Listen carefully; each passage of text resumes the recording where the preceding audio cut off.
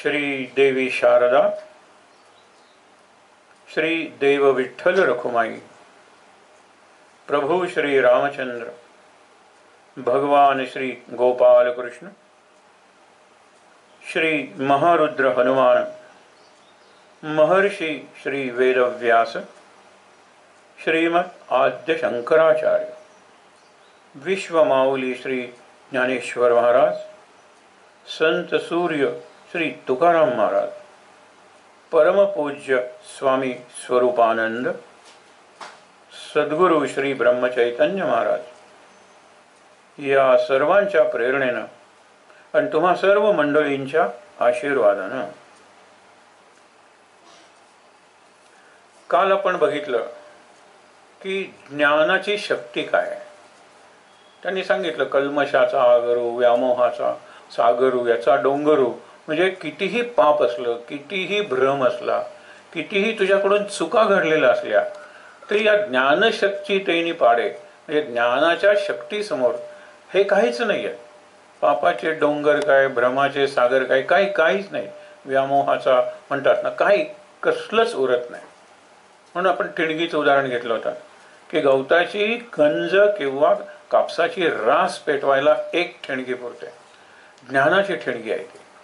तर तो ज्ञानी माणूस कसा वागतो, आपल्या देहाची एकंदर कशी अवस्था आहे, आपल्या जीवनाचं एकंदर काय स्वरूप आहे, आत्मा कसा आहे, आणि याचं ज्ञान झालेली मंडळी, आत्मज्ञान झालेली, मुक्त झालेली मंडळी, जीवनमुक्त, ही कशी वागतात, हा सगळा आजचा विषय. म्हणून ज्या वेळेला आपण म्हणतो की ओव्या निरनिराळ्या योगांच्या ओव्या असतात. आता उद्यापासून जरा निराळा विषय सुरू होईल. आपण हळूहळू भक्ती योगाकडे जास्त वळतोय, पण इथे ज्ञानाचं महात्म्य मात्र सांगितलेलं आहे. देह तव पाचाचे झाले, ही 57वी ओवी आहे. देहाचं रूप काय, काल आपण कुठे थांबलो होतो ते बघूया. सांगे अग्निस्तव धूम होय, ती धूमी काय अग्नी आहे, तैसा विकारू हा मी नोहे, जरी विकारला दिसे. आपण विद्युत शक्तीचं उदाहरण घेतलं होतं की ती वीज सगळ्या यंत्रात जाते, विजेत काही बदल होत नाही. यंत्राच्या आज जे यंत्रणा असते, आज जे मेकॅनिझम असतं त्याप्रमाणे ते यंत्र चालतं. वीज विकारत नाही. वीज इस्त्रीतही तीच असते आणि फ्रीजमध्येही तीच असते. वीज लाईटमध्येही असते, साऊंडमध्येही असते, म्हणजे ध्वनीमध्येही तीच वीज असते आणि प्रकाशातही तीच वीज असते. विजेचा तसा विकार होत नाही, पण विजेचे हे जे आविष्कार आहेत ना ते आपल्याला निरनिराळे दिसतात. आता देहाकडे आलेले आहेत. देह तव पाचाचे झाले, आपलेच असे नाही, जनावरांच्या वगैरे सुद्धा देह पाचाचे झाले. हे कर्माचे गुणी गुंथले, आणि कर्माच्या दोऱ्याने हे गुंफलेले आहेत. आपले जे पंचमहाभूतांचे देह आहेत ते बांधलेले आहेत.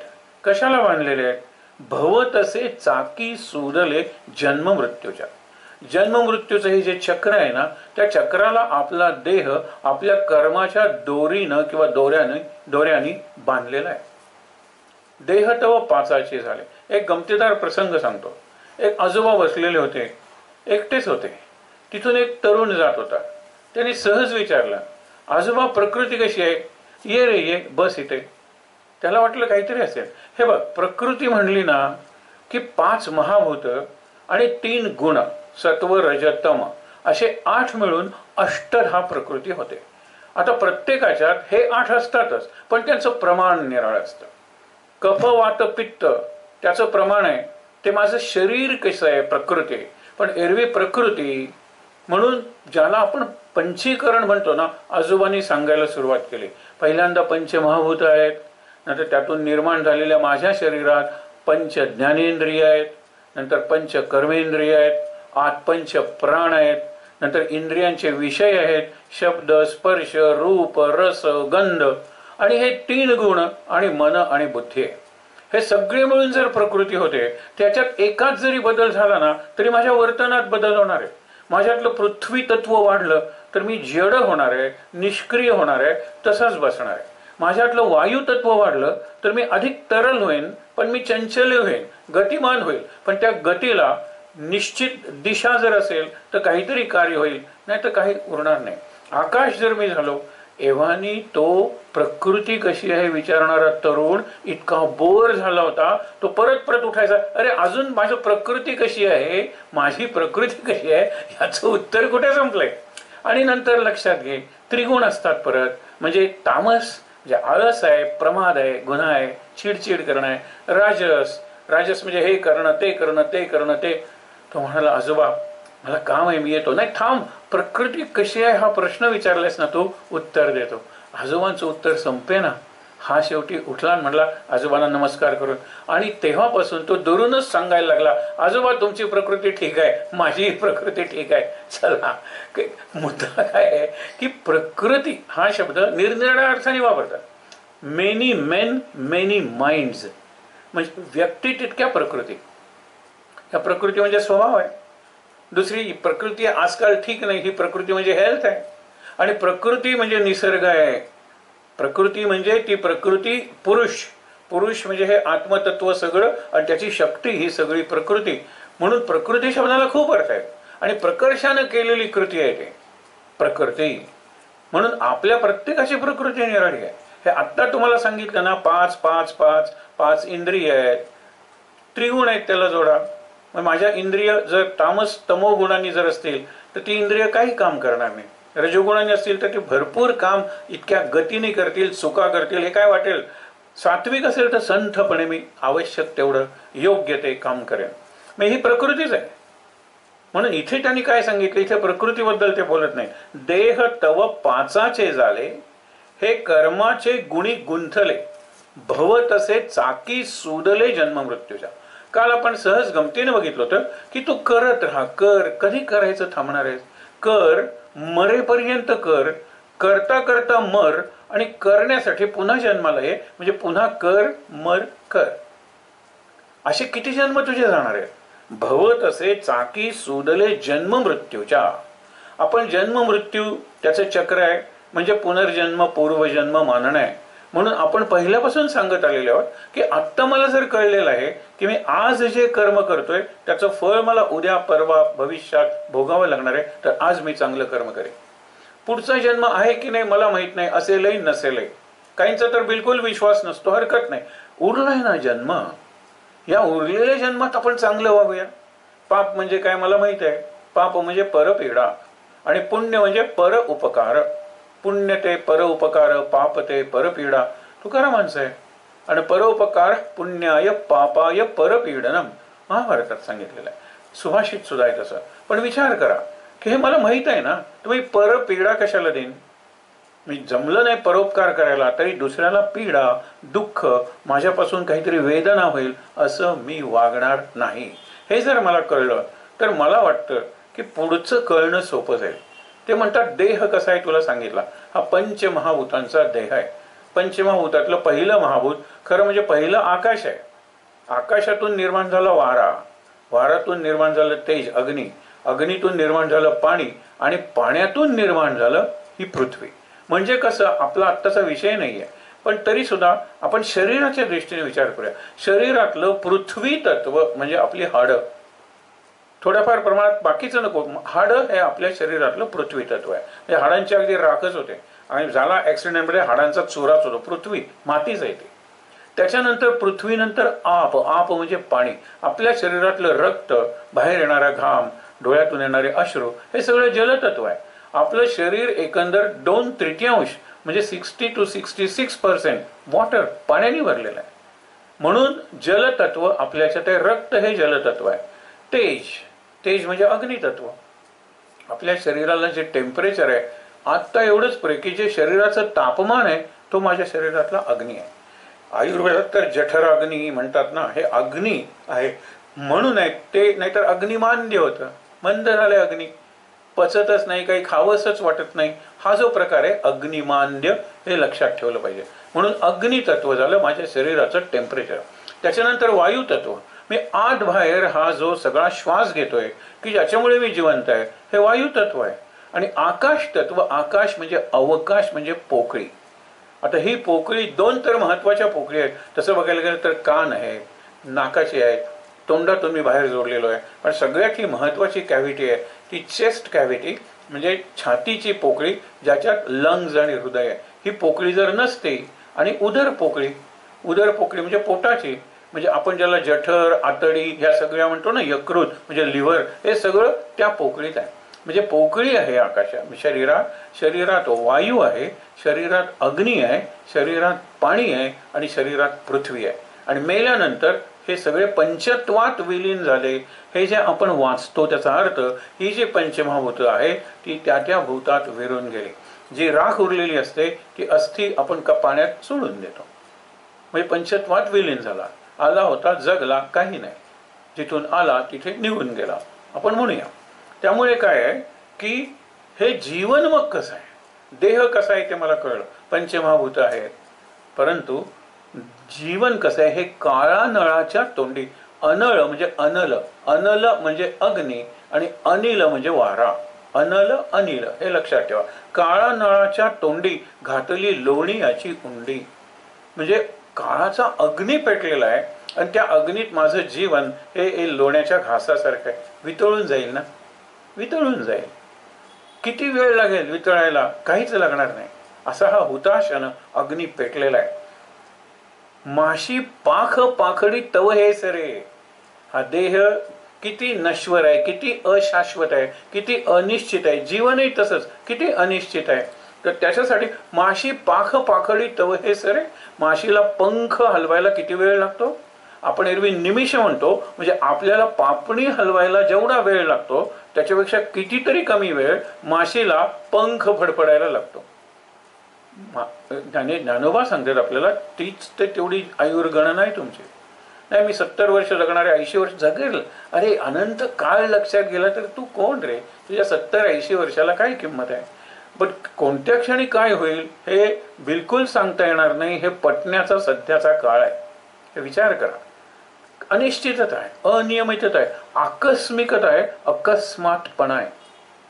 आणि म्हणून सांगितले हे हा देह काळा नळाच्या तोंडी घातली लोणी यांची उंडी. माशी पाख पाखडी तव हे सरे.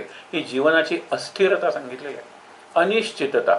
शाश्वती आणि अशाश्वती म्हणतो ना, खात्रीच नाही आहे जीवनाची. म्हणजे गेलेला घरी ऑफिसला गेलेला माणूस, कामाला गेलेला माणूस संध्याकाळी परत येईल की नाही याची खात्री नाही आहे. आणि आला त्याचं प्रारब्ध आणि आमचं प्रारब्ध. कितीतरी गोष्टी बाहेर घडू शकतात आणि घडतायत. आपण म्हणतो ना, घडतायत या गोष्टी. म्हणून ह्या देहाची ही दशा, देहाची काय दशा आहे तुम्हाला सांगितली, जीवनाची काय दशा आहे तुम्हाला सांगितली. देह आणि जीवन एकच आहे. देह संपला म्हणजे माझं जीवन संपलं. म्हणून सांगितलेलं आहे काळा नळाच्या तोंडी घातली लोणी याची उंडी. तुम्ही रामदासांची ती ओवी आठवा बरं, की तुम्ही त्याला भला कसा म्हणता? अरे तो आत्महत्या आहे. अग्न ग्रहासी लागला, घराला आग लागली, घराला देहाला घर म्हणले, आग लागलेली आहे. आपण मागे बघितलं होतं की देह हा शब्द दहती इति देह, सतत जळतोय जळतोय जळतोय. म्हणजे प्रत्येक प्राण म्हणजे प्रत्येक श्वास मी घेतोय मृत्यूकडे नेतोय मला तो. म्हणजे लहान मुलालाही नेतोय आणि म्हाताऱ्या आजोबांनाही नेतोय. म्हणून मद चित्ता मद गत प्राणा. त्यांनी काय सांगितलेलं आहे की प्रत्येक तुझा प्राण, प्रत्येक श्वास जो जाईल त्याच वेळेला तू गतप्राण होतोय. आपण काय म्हणतो, श्वास घेणं थांबलं, माणूस मेला की गतप्राण झाला. गतप्राण मी प्रत्येक वेळेला होतो ना. माझा श्वास संपतोय, माझा प्राण संपतोय, मी गतप्राण होतोय. त्यावेळेला काय कर, मत चित्ता, माझ्या चित्त ठेव. आणि मुख्य म्हणजे माझं नाम घे. हे फार महत्वाचं आहे. मत चित्ता मदगत प्राणा. पुढे मग तुम्ही असे सतत माझं गायन करा. बोधयंत परस्परम, एकमेकाला सत्संग द्या. रमंतीच तुष्यंतीच कथयन, म्हणजे माझ्या कथा गा, माझी भजनं गा, माझ्या आनंदात नाचा. प्रत्येक श्वास तुमचा सरतोय, तुमचं जीवन सरतंय, तर माझ्यात तुमचं मन ठेवा. मत चित्ता मदगत प्राण. इथे काय सांगितलेलं आहे, या देहाची हे दशा. देहाची दशा काय सांगितलंय? देहाला दुसरा शब्द आहे शरीर. शरीर या शब्दाचा अर्थ शीर्यते, जीर्यते, जीर्ण शीर्ण होतं ते शरीर.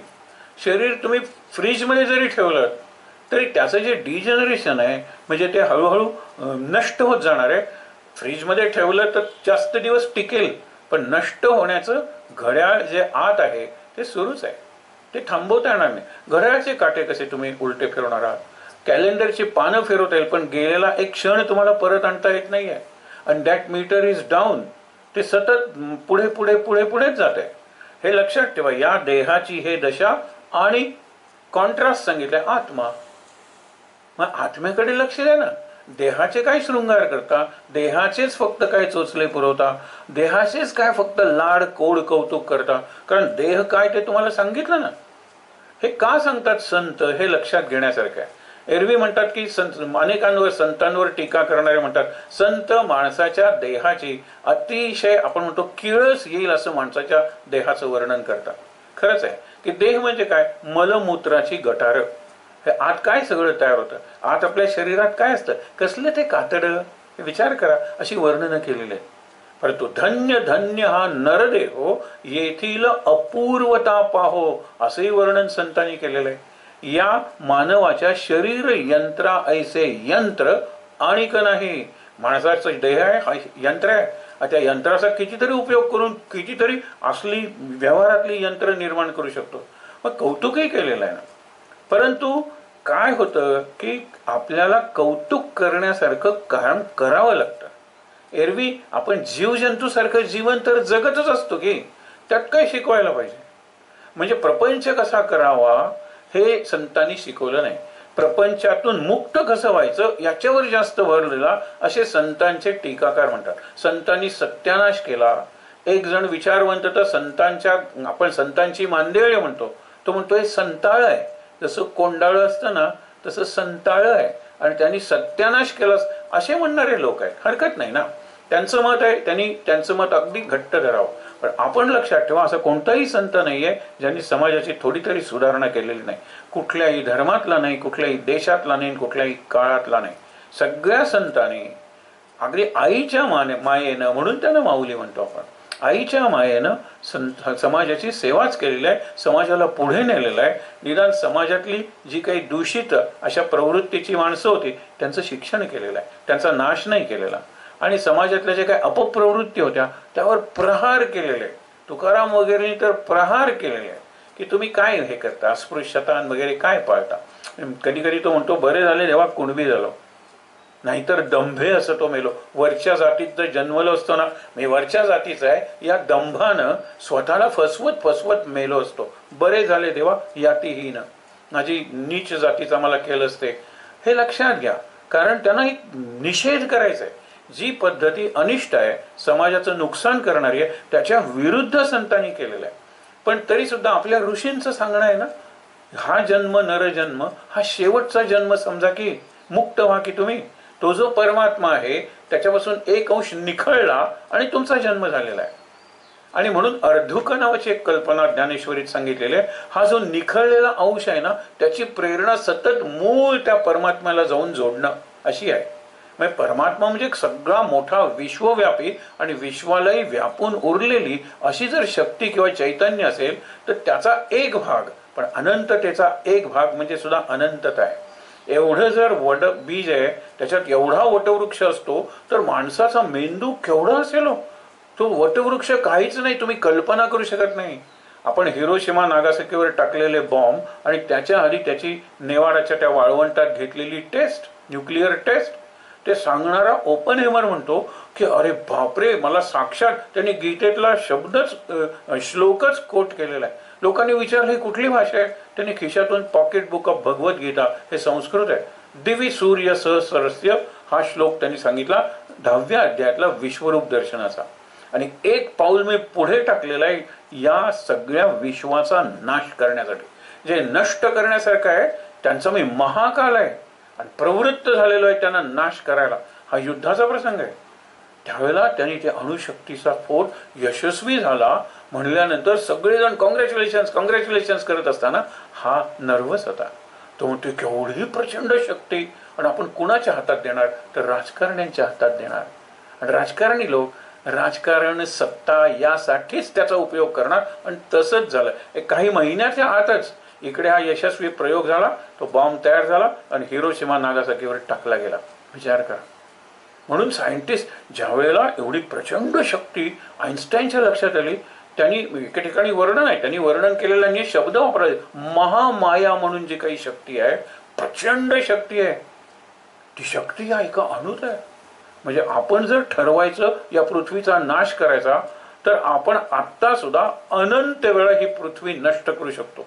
इतकी शक्ती अणुअणूत भरलेली आहे. आणि आता सगळ्या जगातल्या देशांकडे असलेली अण्वस्त्र, न्यूक्लिअर वेपन्स बघितली तरी सुद्धा संपूर्ण जग काहीशे वेळा पूर्ण जाळलं जाईल, इतकी न्यूक्लिअर वेपन्स आज जगातल्या निरनिराळ्या राष्ट्रांकडे आहेत. फक्त कुठली तरी अशी एक शक्ती आहे, कारण अतिरेक्यांच्या हातात जर पडली तर ते काय त्याचा उपयोग केल्याशिवाय राहणार आहे? अजून पडलेली नाही आहेत. ती पडली की समजायचं की आता भयंकर परिस्थिती येणार आहे यापुढे. फक्त विनाश, महानाश आणि आपण ज्याला म्हणतो प्रलय. पण ती काय येणार नाहीये. नकारात्मक विचार नको करायला, कारण आपण एक अत्यंत सकारात्मक अशा पुस्तकाचा अभ्यास करतोय. म्हणून देहाची परिस्थिती काय तुम्हाला सांगितलं, अग्नग्रहासी लागला आणि हा सावकाश निजेला, तो कैसा म्हणावा भला आत्महत्यारा. अरे 75वा वाढदिवस तुम्ही साजरा करता आणि आता मृत्यूच्या मी जवळ आलेलो आहे हे स्वतःला सांगत नाही तुम्ही. बघा ना, आणि तभी तुम्ही जवान हो, कारण मी दात बदललेले आहेत. आता तर कवळी घालावी लागत नाही. पैसे तुमच्याकडे असतील तर ते इम्प्लांट केले जातात. डोळे आता लेझरनी, तुम्हाला चष्माही लावावा लागत नाही. हिअरिंग एड मागे एवढंसं कुठे लावलं तर तुम्हाला ऐकू येतं. म्हणजे तुम्ही म्हणतात अजून मी विशीतच आहे. अरे 100 वर्ष जगला तरी 25 फक्त मैलाचे दगड राहिलेले आहेत वर्षाचे. केव्हा जागा होणार आहेस तो कैसा म्हणावा भला आत्महत्यारा. आत्महत्या नाही करणं. एकदा आत्महत्या करतो तो सुटतो, पण हा क्षणाला आत्महत्या करतोय. हा जागाच होत नाहीये, हा सावधच होत नाही, त्याला जीवनाचं महत्वच कळत नाही. म्हणून मागे आपण म्हणलं होतं ती फार सुंदर कविता आहे. आपण फक्त म्हणतो त्या 2 लाईन आपल्यापैकी अनेकांच्या पाठ आहेत, परंतु रात्री झोपताना मी स्वतःला सांगतो का त्या 2 ओळी, की रात्री झोपताना स्वतःला सांगायचं, 1 less morsel in the tiffin of life. माझ्या जीवनाचा जो टिफिन आहे त्याच्यातला एक घास कमी झाला, एक दिवस संपला माझ्या आयुष्याचा. And 1 more nail in the coffin of death. म्हणजे मृत्यूची जी शवपेटिका आहे किंवा तिरडी आहे, त्या तिरडीला आणखीन एक लाकूड जोडलं गेले, किंवा सरणात माझी जी चिता आहे ना त्याच्यात आणखीन 2 लाकडं घातली गेली. असं का नाही सांगायचं? रोज एक घास टिफिन मधला कमी झालेला आहे आणि एक खेळा कॉफिन मधला म्हणजे त्या शवपेटिकेतला वाढलेला आहे. मग जाणीव होईल आपल्याला की आयुष्य काय बरोबर संपते. आणि विशेषतः सिनियर सिटीजन ज्याला म्हणतो त्यांनी खरंच विचार केला पाहिजे. अरे 2 वर्षापूर्वी ही घटना घडली ना, आणि बघाल तर त्याच्या खाली लिहिलेलं असतं 2015, म्हणजे 5 वर्षापूर्वी घडलेली घटना आहे. अरे गेल्याच महिन्यात, अरे 6 महिन्यापूर्वी आजोबा. कारण आजोबांचं काळाचं युनिट त्या काळाने बरोबर ते आता फास्ट झालेलं आहे, ऍक्सिलरेट केलेलं आहे, जाणीव देण्यासाठी. अरे काय आयुष्य संपतंय, काय आयुष्य संपतंय. 10 गोळ्यांची स्ट्रीप आणतो आपण आणि ती स्ट्रीप संपल्यानंतर भावर 10 दिवस झाले, अरे मला काल परवाच सुरू केल्यासारखी वाटते. म्हणजे त्यावेळेला आठवण होते. आणि अशी आठवणी दिवसातून 100 वेळा निरनिराळ्या गोष्टी आपल्याला करून देतात. अरे काल तर परवा पान बदललं असं वाटतंय जून महिन्याचं, आणि हा म्हणतात जून महिना संपत आला. बघा ना, काल परवा पान बदललंय तरी सुद्धा मी सावध होत नाहीये. चिरंजीव हे सर्वही मानिताती, मानतो फक्त. चिरंजीव हे सर्वही मानिताती, अकस्मात सांडून या सर्व जाते. सगळे इथेच सोडून जातात अकस्मात. मग तो सांगूही शकत नाही मृत्यूला की मी माझ्या मृत्यूपत्रावर सही करायची राहिली, ती करतो आणि येतो. मृत्यूपत्र तो यम म्हणतो नाही. आणि म्हणून विचार करूया, या देहाची हे दशा आणि आत्मा तो एथ ऐसा. आत्मा नित्य सिद्ध आपैसा अनादिपणे. तो अनादी आहे, अनंत आहे, आणि आपल्याला आदी आहे जन्मतारीख, आणि म्हणून अंतही आहे. आत्मा जन्मलेलाच नाही, परमात्मा जन्मलेलाच नाही. परमात्म्याचा अंश आत्मा तो माझ्या देहात गेला की जीवात्मा होतो. पण जीवात्मा असला तरी परमात्म्याचे गुण त्याच्या असतात की तो कधीही त्याच्यात विकार होत नाही. पुढे सांगितलंय, सकळ ना निष्कळू, अक्रिय ना क्रियाशीळू, कृश ना स्थूळू, निर्गुणपणे. तो आत्मा निर्गुण आहे, निराकार आहे, निर्विकार आहे, अव्यक्त आहे, अक्षय आहे, अखंड आहे. ही सगळी वर्णनं त्याची केली जातात. पण त्याचबरोबर तो माझ्यातूनही व्यक्त होतो. मी अखंड आहे का? नाही. मी अमर आहे का? नाही. मी अदृश्य आहे का? नाही. बघा ना. पण माझ्यात अव्यक्तही काही आहे आणि व्यक्तही काही आहे. माझे विचार मी व्यक्त करतो त्यावेळेला ते व्यक्त होतात, एरवी ते अव्यक्त असतात. बऱ्याच वेळेला आपल्याला बोलायचं असतं, आपण बोलत नाही, म्हणजे आपली वाक्य सुद्धा अव्यक्त राहतात. बऱ्याच वेळेला आपण पूर्वी आम्ही पत्र लिहायचो मनातल्या मनात, पण ती प्रत्यक्षात उतरायची नाही, पण खरंच मनातल्या मनात पत्र लिहिली जायची. आता आपण मोबाईलचे मेसेजेस म्हणूया, करायचं ठरवलं होतं परंतु खरंच करायचं ठरवलेलं असतं, पण ते राहून जातं. म्हणून एखादी गोष्ट महत्वाची आहे, चांगली आहे, पॉझिटिव्ह आहे, दुसऱ्याच्या कल्याणाची आहे, तो एक सद्विचार आहे, त्यातून एक सत्कृत्य होणार आहे, तर थांबू नका म्हणून सांगितलेलं आहे. कारण सद्विचारांचं आयुष्य अगदी कमी असतं. दुर्विचार मात्र या जनरेशनकडून त्या जनरेशनपर्यंत सुद्धा जातात. ही रजपूत वगैरे जे वंश आहेत ना, घराणी, त्यांचं वैर असंच असतं. मरताना पिता पुत्राचा हात घेतो की मला त्यांनी मारले पण सूड घेतल्याशिवाय राहू नकोस, संपला, हा मेला. हा इतिहास. म्हणून काही कसला इतिहास आहे हा? म्हणून आपण विचार केला पाहिजे की मी सुटेन, इतरांना सोडवण्याची जबाबदारी माझी नाही आहे. जे काही मला करता येईल तेवढं मी करेन. म्हणून आत्मा सकळ ना निष्कळू, म्हणजे कला म्हणजे एक प्रकारचे भाग शरीराचा, अवयव. म्हणजे आत्म्याला अवयव आहे का? हे ना, माझे अवयव नाहीत का? आज आत्मा आहे म्हणून. पण आज जो आत्मा आहे त्याला अवयव आहेत का? नाही ना.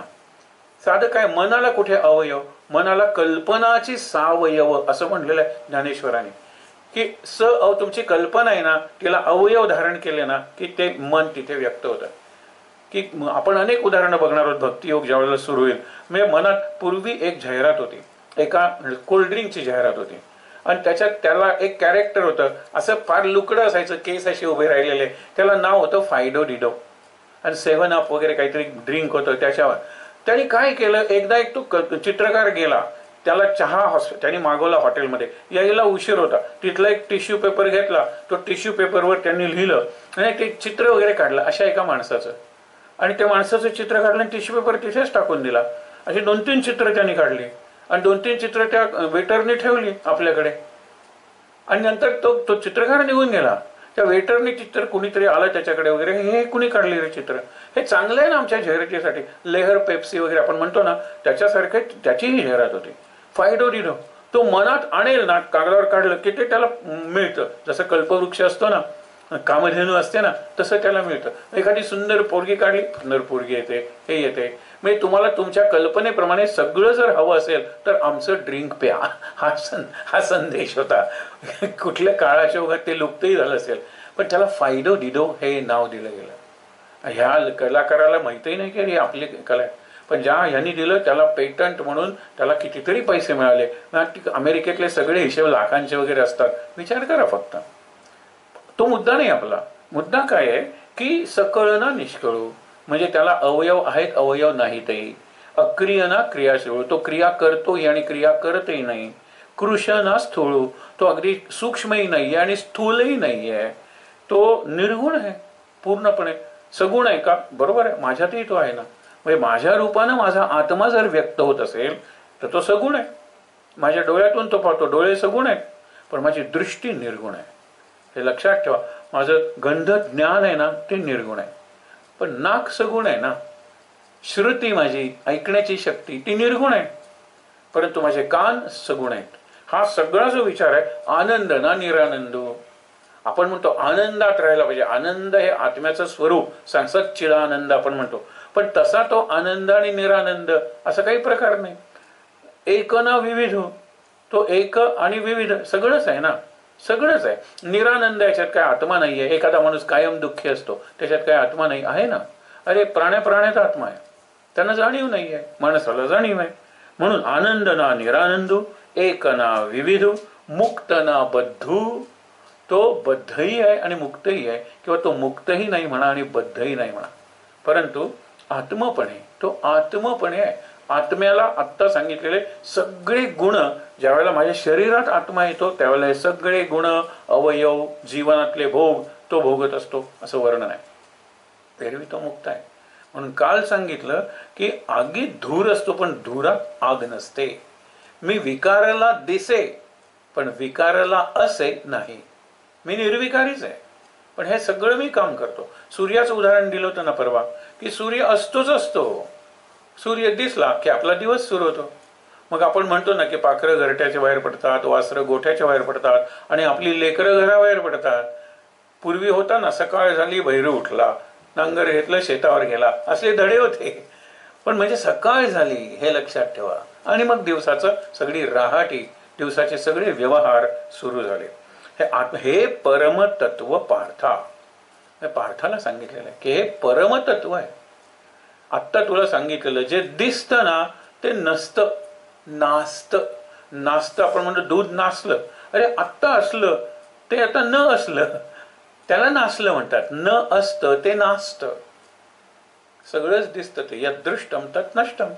जे दिसतं ते नष्टच होतंय. तुला अशी एक तरी वस्तू सांगा बरं जी 20 वर्षापूर्वीची तशीच आत्ताही आहे. मला वरवर दिसणार नाही, परंतु आत बदल झालेलाच आहे. किती हार्डेस्ट ऑफ द डायमंड जरी घेतलं, डायमंड जर फॉरेवर जरी म्हणलं, तरी त्यांच्या सुद्धा अस्तित्वाला, वयाला काही ना काहीतरी कालमर्यादा जरूर आहे. कारण ते दिसतं ते नष्ट होतं.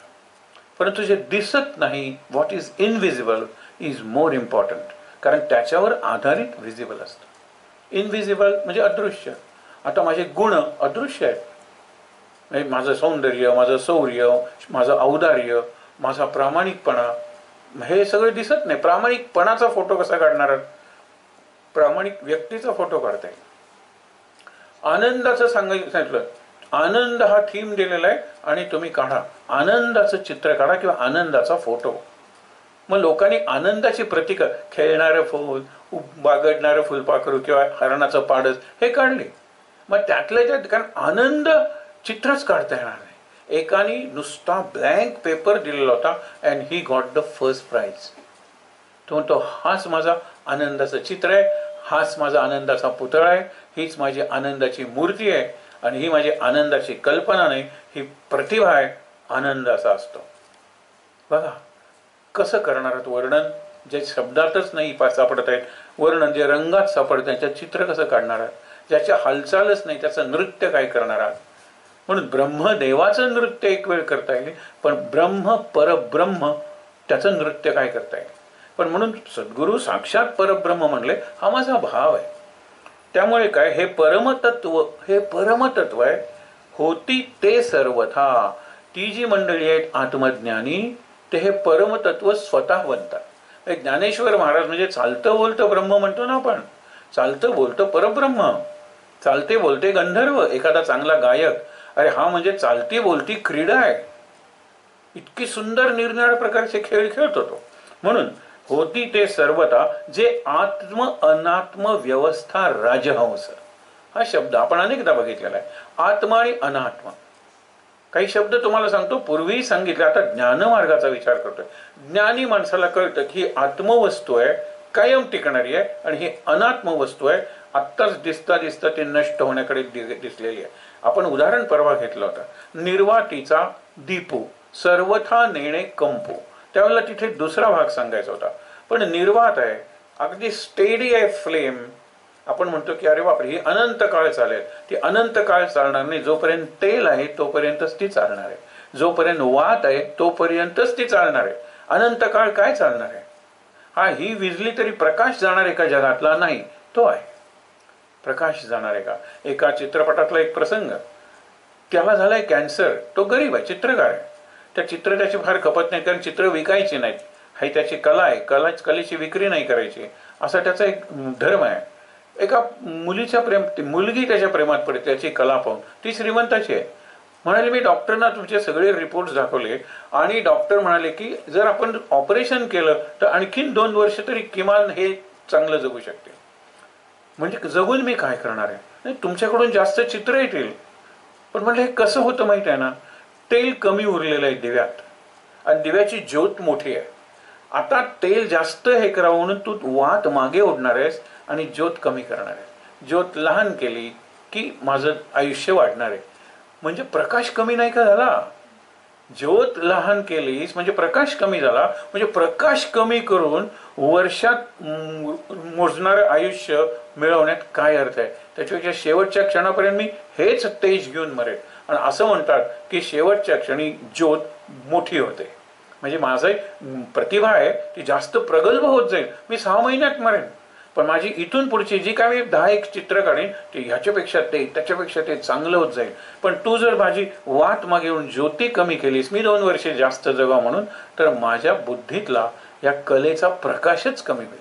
तू ज्योत नाही कमी करत, प्रकाश कमी. आणि प्रकाश म्हणजे माझी प्रतिभा आहे, प्रकाश म्हणजे माझी कला आहे, हे लक्षात घे.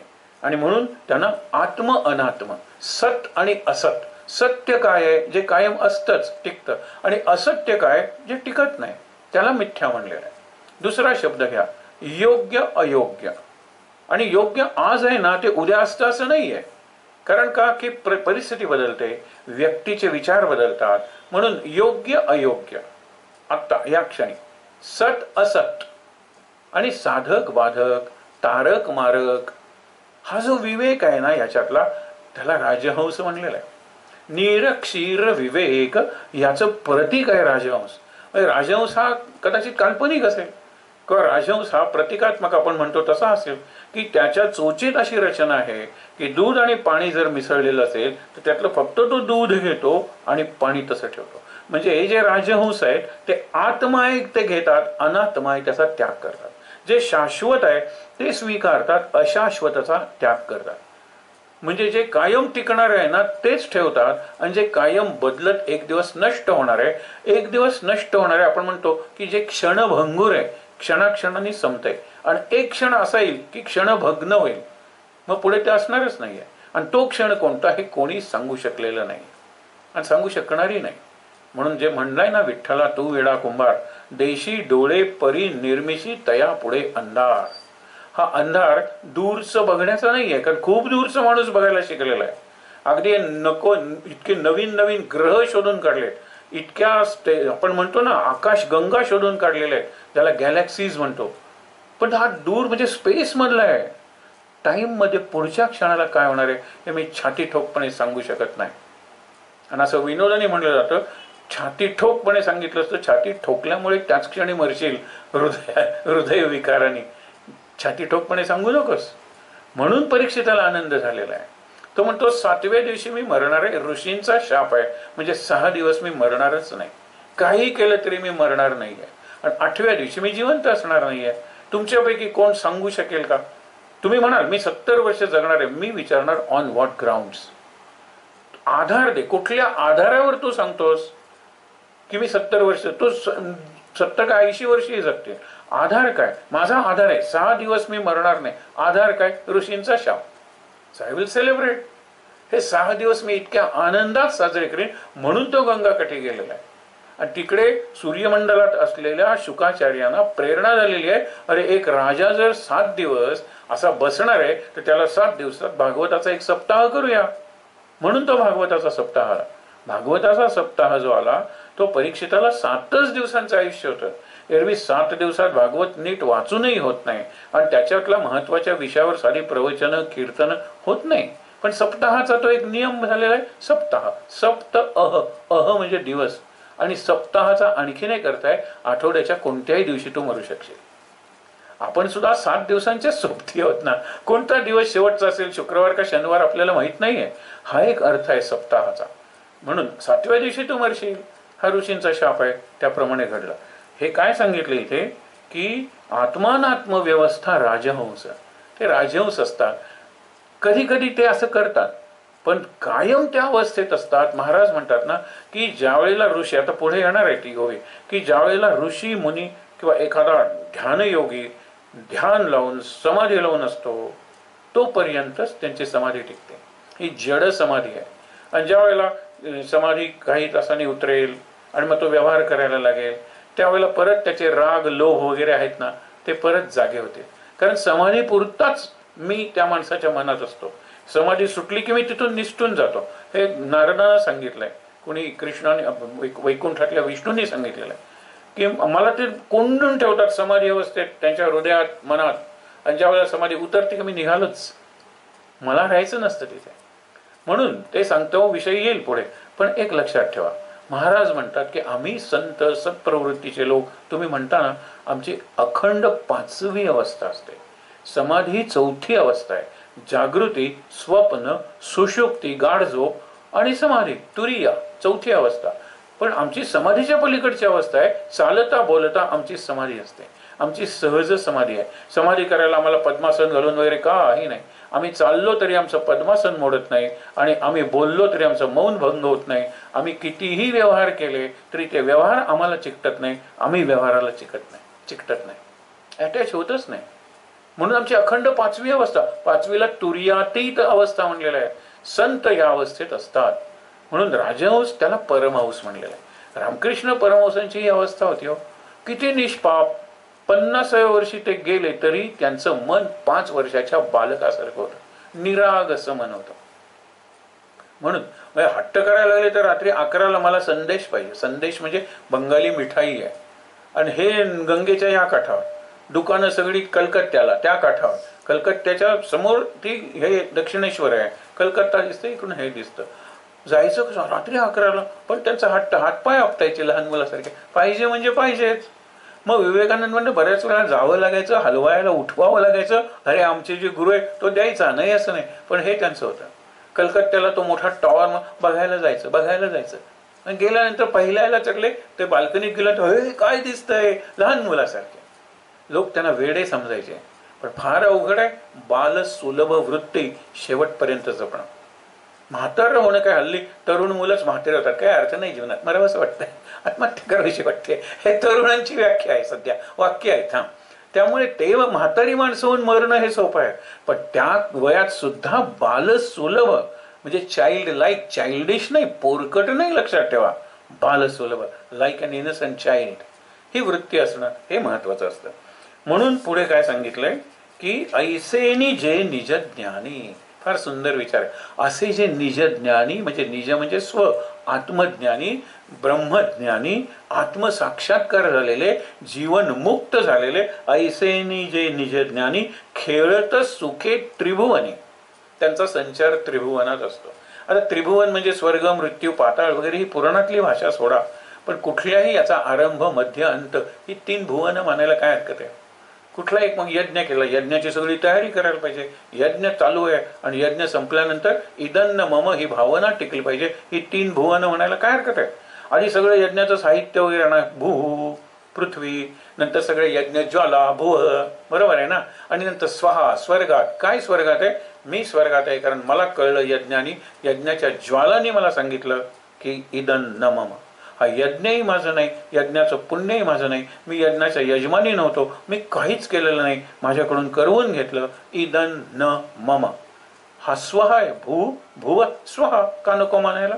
खेळत सुखे त्रिभुवनी, हे जे ऐसेनी जे निज ज्ञानी खेळत सुखे त्रिभुवनी जगद्रूपामनी, संपूर्ण जग त्यांनी मनात साठवलेलं असतं. जसं विश्वरूप दर्शन आहे ना, जगद्रूपामनी साठवूनी माते, माते म्हणजे मला साठवतात मनात. माझं जे जगद्रूप विश्वरूप आहे ना ते मनात साठवतात, आनंदात राहतात. सगळीकडे जर माझं दर्शन झालं तर दुःख का होईल तुम्हाला सांगा बरं. सगळीकडे माझं दर्शन मात्र झालं पाहिजे, घाणेरड्या ठिकाणी, चांगल्या ठिकाणी, दुष्ट व्यक्तीच्या सान्निध्यात आणि चांगल्या व्यक्तीच्या सहवासात. अत्यंत घाणेरड्या पदार्थ खाताना, अत्यंत स्वादिष्ट पदार्थ खाताना माझ्या समाधानात भंग होणार, समाधानाची पातळी तीच राहील. हे लक्षात ठेवा, हे जमलं पाहिजे. मग काय होईल, असं जर तुम्ही कायम आनंदात आहात, कायम त्रिभुवनात आहात, आत्मज्ञान झालेलं आहे, सगळीकडे देवदर्शन होतं, सगळीकडे देवाच्या अस्तित्वाचा अनुभव येतो. मग काय, हे विश्वचे माझे घर, ती ओवी आता आहे, हे विश्वचे माझे घर, ऐसी मती, अजूनही ज्ञानाचाच विषय. ऐसेनी जे निज ज्ञानी म्हणजे ज्ञान असलेली माणसं, ऐसी मती ज्याची स्थिर, किंबहुना चराचर आपणची जाणला. इथे कितीतरी उदाहरण आपल्याला देता येतील. सायंटिस्ट सुद्धा असा अनुभव घेतात.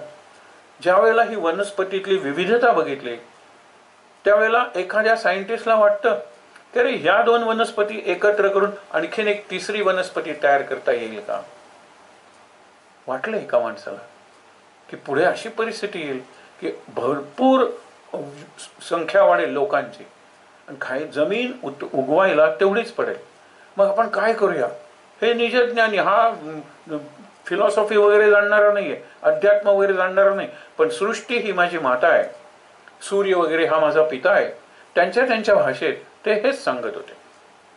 म्हणून ज्या वेळेला त्यांनी हा प्रयोग केला, त्याच्या मनात आलं की आपण एक वंडर प्लांट तयार करूया की ज्याला खाली पोटॅटो लागतील आणि वरती टोमॅटो येतील. म्हणजे एकाच ठिकाणच्या झाडात आणि त्यातून ज्याला ग्राफ्टिंग म्हणतो ना आपण, की मग हा गुलाब तो गुलाब, त्यातून एक नवीन रंगाचा गुलाब. आज किती रंगाचे गुलाब आहेत. आज आपण त्याला झेंडू म्हणतो ना, रोजा कोकणीत, ते किती रंगाचे झालेले आहेत. त्यांच्या पाकळ्यांचे आकार किती झालेले आहेत, केवढे मोठे मोठे. हे सगळं ग्राफ्टिंग ग्राफ्टिंग ग्राफ्टिंग करत.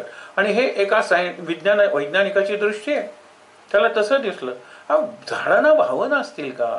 जगदीशचंद्र बोस त्याचा हे करत गेले, संशोधन करत गेले. त्यांना खरंच वाटलं की तुम्ही जर ॲस्पिरिन घेतली, तुम्हाला जसं कुठेतरी त्याचा जाणीव होते, त्याचा परिणाम होतो तुमच्या बॉडी सिस्टमवर, तसंच तुम्ही जर झाड घेतलं, पाण्यात मुळं आहेत त्याची, आणि त्याच्यात जर थोडंसं ॲस्पिरिन घातलं तर तुमच्यावर जो परिणाम होतो तोच त्या झाडावरही होतो. पण हे शरीरावर झालं. एकच प्रयोग तुम्हाला सांगतो, हे प्रयोग केलेत लोकांनी की म्हणाल झाडांना सुद्धा भीती वाटते. ज्यावेळेला इंटरव्हल होते त्यावेळेला मुलं पट्टी घेऊन बाहेर पडतात. पूर्वी फुटपट्टी असायची, तुम्हाला माहिती आहे ना, आणि त्या पट्टीचा उपयोग बहुतेक वेळेला शिक्षक शिक्षिका विद्यार्थ्यांना मारण्यासाठीच करायचे. म्हणून इंटरव्हलमध्ये जायचे, मग कोणाचे हे व्हायचे, एक मी राम तू रावण, उद्या मग तू रावण राम आणि मी रावण, म्हणून ते पट्टीने हे सगळी करायची. आणि मुलं ज्या वेळेला शाळेतून बाहेर पडायची इंटरव्हलला, त्यावेळेला जी झाडं असायची कुंड्यांची, पानं फोडत जायचं ना, मुलांचा खेळ आहे ना तो. त्यावेळेला म्हणाला आपण एक प्रयोग करूया की झाडं आहेत ना, त्यांना एक असं त्यांनी ग्राफ्स तयार केले, त्याला ते जोडलं, आणि भीती वाटल्यानंतर तुमच्या हृदयाची जी धडकन वाढते तशी त्यांचीही धडकन वाढते. तुम्हाला सुद्धा सस्पेन्स येतो. लक्षात ठेवा, तुमचा रोल नंबर 19 आहे आणि वर्गात मॅथमॅटिक्सचे मार्क्स वाचले जात आहेत. 16 नंबर, धडधड वाढली, 17 नंबर, 18 नंबर, डोळे गठ्ठ करून क्रॉस फिंगर करून आपण बसतो. झाडाचं तसंच होतं. ज्या वेळेला तो मुलगा पहिल्या झाडाचे पान उडवतो, दुसऱ्या झाडाचं, त्यावेळेला तिसरं झाड जरा मागे, चौथं आणखीन मागे, झाडं मागे सरकतात, त्यांच्या फांद्या आत ओढून घेतात. हे प्रयोग आहेत. बोस इन्स्टिट्यूट कलकत्ताला जाऊन बघा, आपल्याला धक्का बसेल इतकं इमोशनल लाईफ यांचं असतं, झाडांचं असतं. म्हणून माणसाच्या जागीसाठी दाटी करतात माड, हे बाकी बाबांनी नुसतं वर्णन नाही केलं. झाडांना सुद्धा माणसांची जाग हवी असते. ज्या वेळेला एक उदाहरण सांगतो तुम्हाला फक्त, की तुम्ही घरातली मुलगी सतत त्या झाडाखाली खेळते, झाडाखाली ती लहान फ्रॉक घालायची, ती परकर पुलका आलं, तिथेच ते साडी आली, हे सगळं त्या झाडाखाली तिने केलेलं आहे. तिच्या लग्नाची पत्रिका झाडाला द्यायला नको का? आपल्याला काहीच वाटत नाही. आणि ज्या वेळेला आपण जातो दुसरीकडे, लग्न वगैरे करतो, मुलीची पाठवणी करतो, येतो त्यावेळेला बरीचशी पानं गळून पडलेली आहेत. कधी कधी झाडांचा खटारा, आपण खराडा म्हणतो ना, तो होतो पूर्णपणे, ब्रूम, काहीच उरत नाही, सगळी पानं गळून पडतात, असं होतं. आणि म्हणून प्लांट लाईफ म्हणून इमोशनल लाईफ ऑफ प्लांट मोठं पुस्तक आहे. आणि त्याच्यात झाड साक्ष सुद्धा येईल कोर्टात जर तशी यंत्रणा आपण निर्माण केली तर. असं जजमेंटमध्ये सांगितलेलं आहे, झाडाखाली बसून प्रेमाची शपथ घेत असाल, एका यांनी जजने लिहिलेलं आहे, तर सावध राहा, तुम्ही जे म्हणता त्याला झाड साक्ष आहे. तुम्ही जर कारस्थान करत असाल, असा चोरीचा हे करूया, पण सावध राहा, झाड ऐकत आहे, झाड जिवंत आहे, झाडाला भावना आहेत. हे कारण त्याला हे विश्वची माझे घर, किंबहुना चराचर आपणची झाला. हे सायंटिस्टचे कितीतरी उदाहरण आपल्याला देता येते. जे एकरूप झाले निसर्गाशी, त्यांनी नवीन शोध लावलेले आहेत, बाकीच्यांनी नाही लावले. नुसतं डिटॅच, हा किती हाऊ ब्युटिफुल, मार्वलस, अमेझिंग, हे शब्द आपण फक्त वापरतो, वर्ड्स, कारण आपल्याला दुसरे शब्दच माहीत नाही. मुलाला विचारा ना, पुस्तक नाईस, डिश कशी होती nice, cinema nice, picnic spot nice, सगळंच नाईस, दुसरा शब्दच माहीत नाही वर्णन करायला.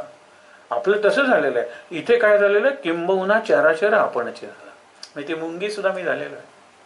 म्हणून कुठेही मारलं ना एखादा अन्यायपूर्ण चाबूक, तर माझ्या पाठीवर वळ बघा, एका संतांनी सांगितलेलं आहे.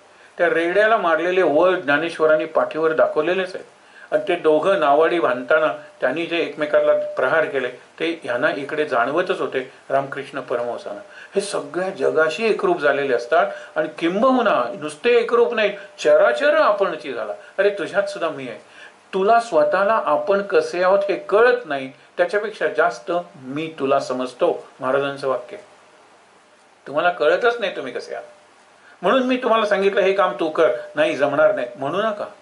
मी कर म्हणून सांगितलं ना, मला तुझ्यात काय क्षमता आहे हे कळतं. म्हणून लक्षात ठेवा, हे विश्वची माझे घर, ऐसी मती जयाची स्थिर, किंबहुना चराचर आपण जाहला. चराचर स्वतः झालेला आहे. आपण काही उदाहरण बघूया की आईन्स्टाईनने सांगितलं रेव्हरन्स फॉर लाईफ. फार सुंदर चिंतन असतं आईन्स्टाईनचं. काही आपले शास्त्रज्ञ आहेत ना, ते फिलॉसॉफर सायंटिस्ट म्हणता येतील असं आहे. म्हणजे आय बिलीव्ह नावाचं एक पुस्तक आहे.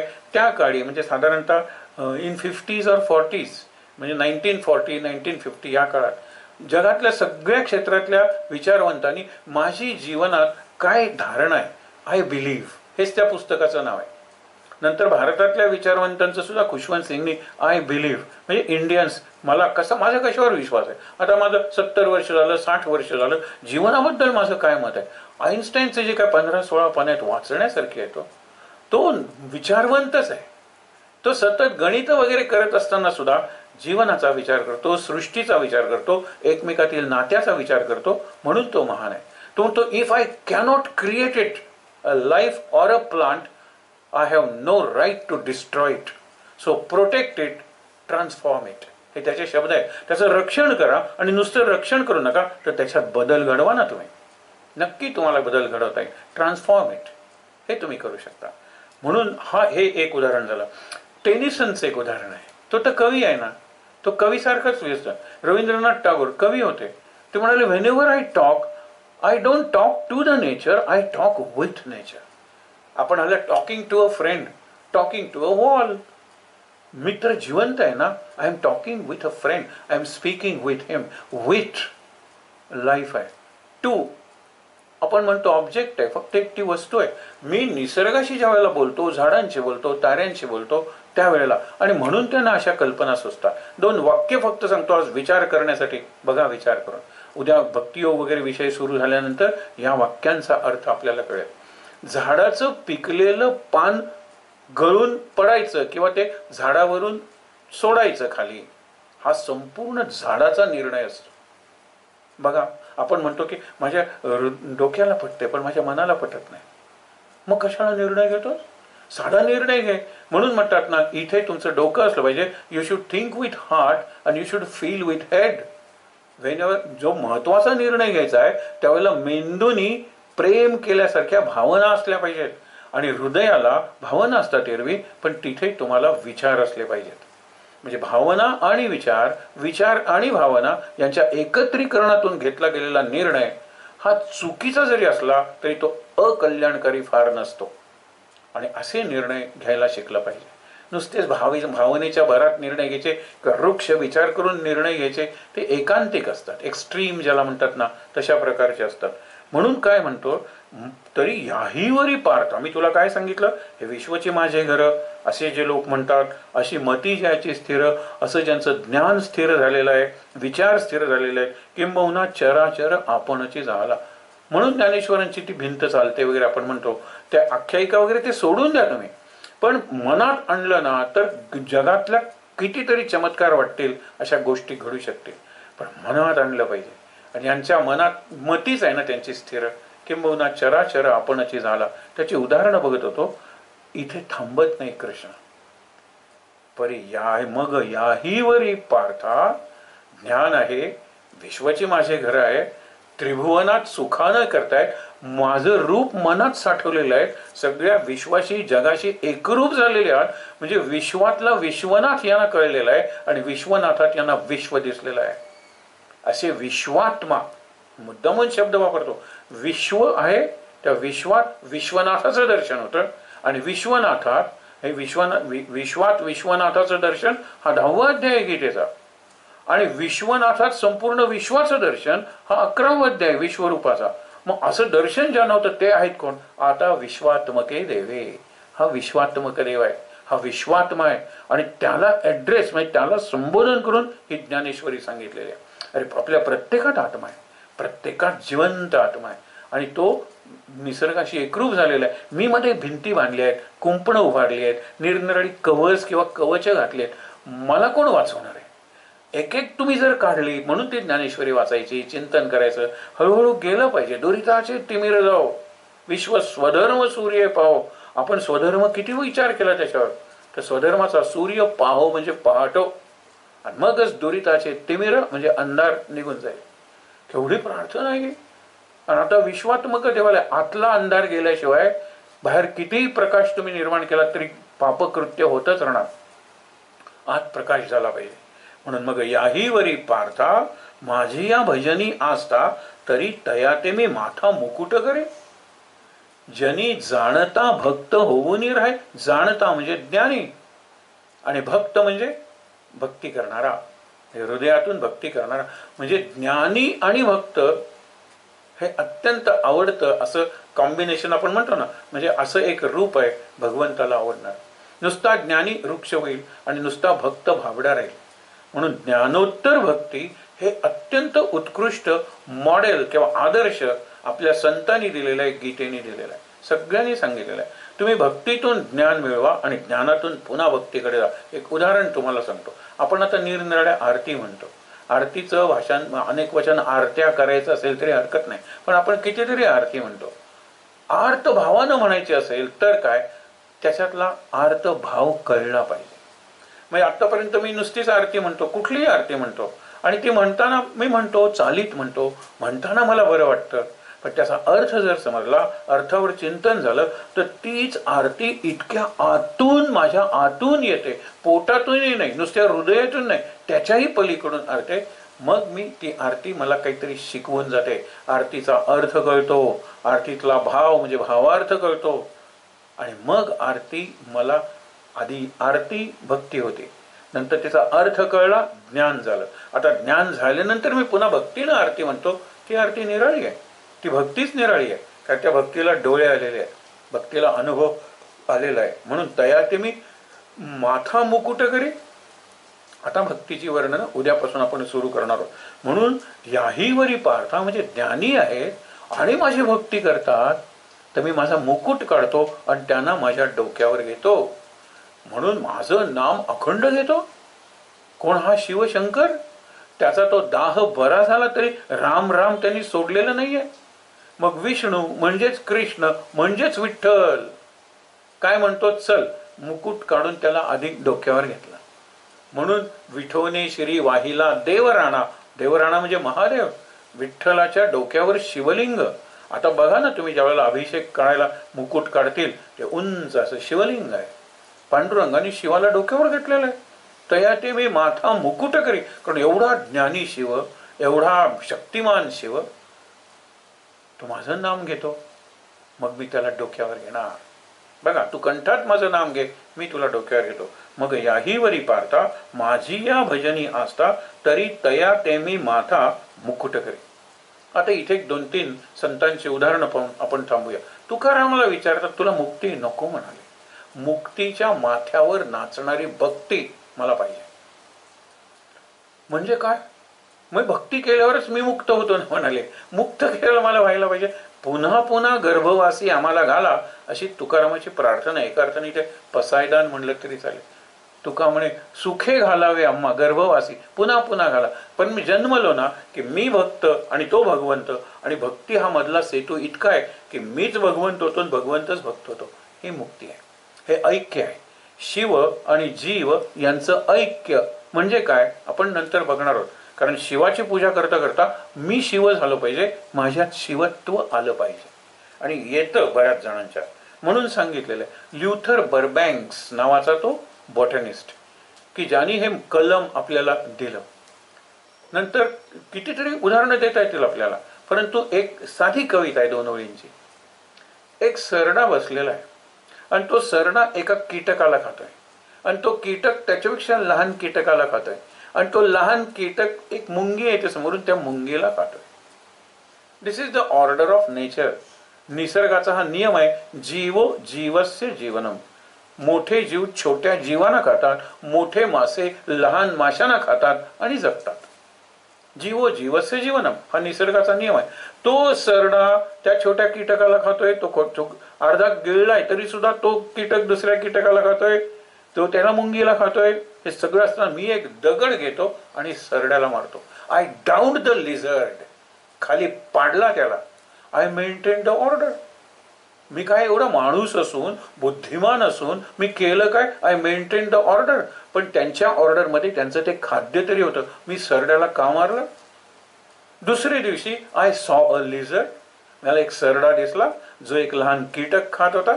तो कीटक दुसऱ्या कीटकाला खात होता, तो कीटक मुंगीला खात होता. I did not down the lizard, I appreciated the order. मी मारलं नाही त्या सरड्याला. अरे काय निसर्गाची लीला आहे, नाही हे लक्षात घ्या. मी आय ॲप्रिशिएटेड द ऑर्डर. आपण ऑर्डर ॲप्रिशिएट करायला शिकलं पाहिजे. म्हणून स्वामी स्वरूपानंदांच्या ज्यांनी मागितलेलं आहे वर प्रार्थना, त्यातल्या 2 ओळी सांगतो आणि तो आज थांबूया. ते काय म्हणतात की देव भक्त असे द्वैत अद्वयत्व न खंडिता, दाखवी देव देवेशा प्रार्थना ही तुला आता. की देव आणि भक्त हे 2 आहेत, असलेच पाहिजेत, नाही तर भक्ती शक्य नाही. पण त्यांच्यात जे अद्वैत व अद्वैत आहे त्याचा मला अनुभव दे, हीच प्रार्थना. आपण हीच प्रार्थना करून आज थांबूया. उद्यापासून भक्तीचा विषय. शांत. श्लोक म्हणूया.